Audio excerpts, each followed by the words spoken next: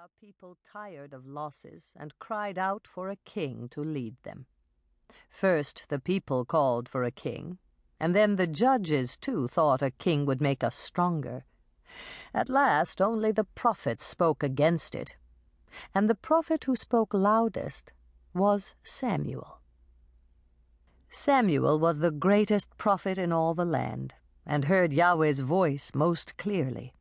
Samuel told the people that a king would bind them and command them, tax them and work them, take their sons for his army and their daughters for his house. But in the end, even Samuel saw it was useless. A king the people would have. And so Samuel agreed to choose a king for them. Who else but Yahweh's most favored prophet should choose Yahweh's king? Samuel was a tall man, and thin, with eyes that glowed with power, and, I think now, with shrewdness and cunning. Samuel's eyes were fearsome things the day he came to tell my father that Yahweh had chosen him, Saul, son of Kish, to be king over the people. My father was sitting in the kitchen garden, bouncing me on his knee when the prophet came to him. I was barely 3, but I still remember clearly the heat of the day, and Samuel's eyes, and how my father laughed, holding me tight against his chest so that the noise boomed under my ear. "Me, king of Israel?" he cried when he had done laughing. "Samuel, old man, you have been fasting in the desert too long. Come, let me have a place spread for you, fruit and wine, and in the shade. Michal, my little dove, run and get your mother, that we may do honor to the prophet Samuel." He set me down, but to go I would have to run past Samuel, and after I had looked far up at his eyes, I clung to my father's knee and refused to move. Samuel lifted his heavy wooden staff and set it down with a loud thump. "Do not mock Yahweh or me, Saul, son of Kish. You are to be king. Yahweh wills it so." "Well and well," my father said. "Mind, Samuel, I think a king a good thing.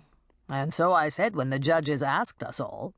There must be one man to make the decisions in the field, or the Philistines will be supping in our houses in another year. But it was to be drawn by lot, or so my women tell me they are saying at the well." He patted my head absently.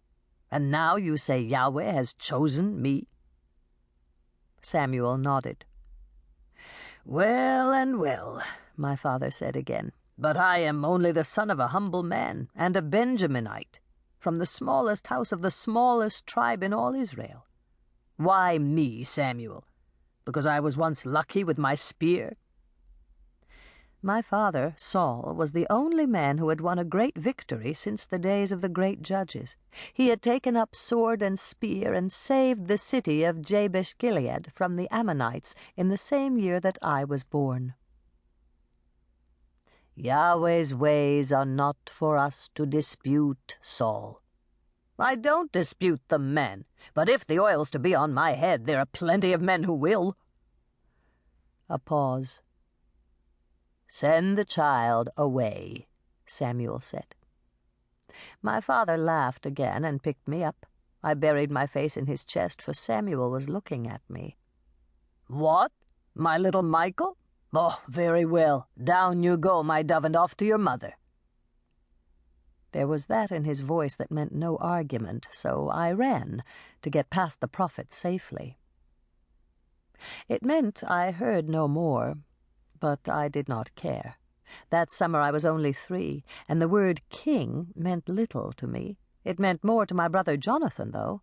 I was playing with him when our father came up to the housetop later that morning and told him what had been said. Jonathan was not our father's oldest son, but he was, I think, his favorite. He was some 10 years older than I, broad and brown and solid as Saul was. Jonathan was not quick or clever, but he was kind and gentle, and we all loved him well. Now he looked long at Saul. When he finished thinking, he picked me up and held me close, his cheek against mine.